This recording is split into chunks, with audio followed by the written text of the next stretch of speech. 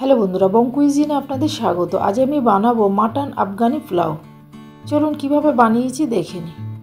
এখানে আমি 500 গ্রাম মাটন নিয়েছি। মাটনটাকে রেগুলার কাট করে পরিষ্কার করে ধুয়ে জল ঝরিয়ে রেখেছি, কারণ মাটনটা সিদ্ধ হতে টাইম লাগে, সেই জন্য আমি রেগুলার কাট করে কেটেছি। এখানে আমি 500 গ্রাম দেরাদুন রাইস চাল নিয়েছি, সাথে আমি একটা গাজর কেটে রেখেছি। হাঁড়িতে 3 টেবিল চামচ সাদা তেল দিয়ে দিলাম, সাথে 1 টেবিল চামচ ঘি দিয়ে দিলাম।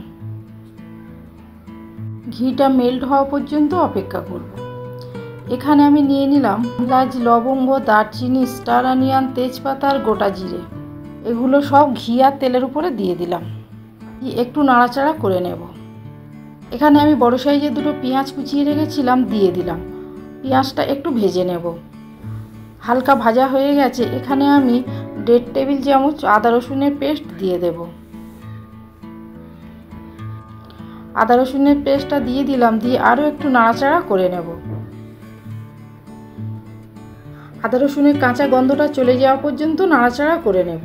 এখানে যে মটনটা ধুয়ে রেখেছিলাম সেই মটনটা দিয়ে দিলাম। 1 থেকে 2 মিনিট আমি এটা কষিয়ে নেব।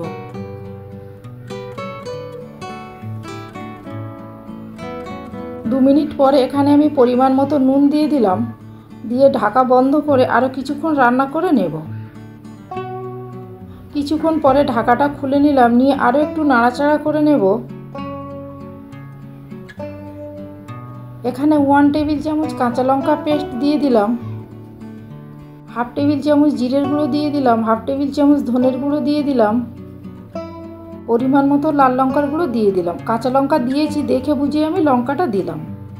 এখানে আমি চায়ের কাপের 1/2 কাপ টক দই ফেটিয়ে রেখেছিলাম, সেটা দিয়ে দিলাম।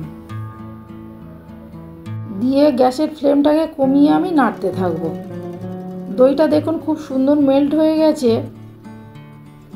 এখানে আমি হোমমেড গরম মশলার গুঁড়ো দিয়ে দিলাম, দিয়ে বেশ কিছুক্ষণ কষিয়ে নেব। বেশ কিছুক্ষণ কষিয়ে নিয়েছি, তেলটাও ছেড়ে গেছে। এবার আমি পরিমাণ মতো জল দিয়ে দেব। জলটা দিয়ে একটু নাড়াচাড়া করে দেখলাম আরও একটু জল লাগবে। ঢাকা বন্ধ করে কিছুক্ষণ রান্না করে নেব। তখন ওদিকে রান্না হোক, এদিকে প্যানে আমি 1 টেবিল চামচ ঘি দিয়ে দিলাম। যে গাজরটা স্লাইস করে কেটে রেখেছিলাম দিয়ে দিলাম, সাথে 1 মুঠো কিশমিশ দিয়ে দিলাম, খুব সামান্য চিনি দিয়ে দিলাম। নাড়াচাড়া করে নামিয়ে নেব। এদিকে মাটনটার কতটা গ্রেভি কমে গেছে। মাটনটা এখানে 75% সিদ্ধ হয়ে গেছে। এখানে আমি চালটা ধুয়ে পরিষ্কার করে জল ঝরিয়ে রেখেছিলাম, ওই চালটা আমি দিয়ে দিলাম। 1 থেকে 1.5 মিনিট ঠিক আমি এইভাবে নাড়াচাড়া করে নেব। মশলাটা চালের সাথে ভালোভাবে মিশে যাবে। এখানে আমি ফুটন্ত জল ব্যবহার করেছি।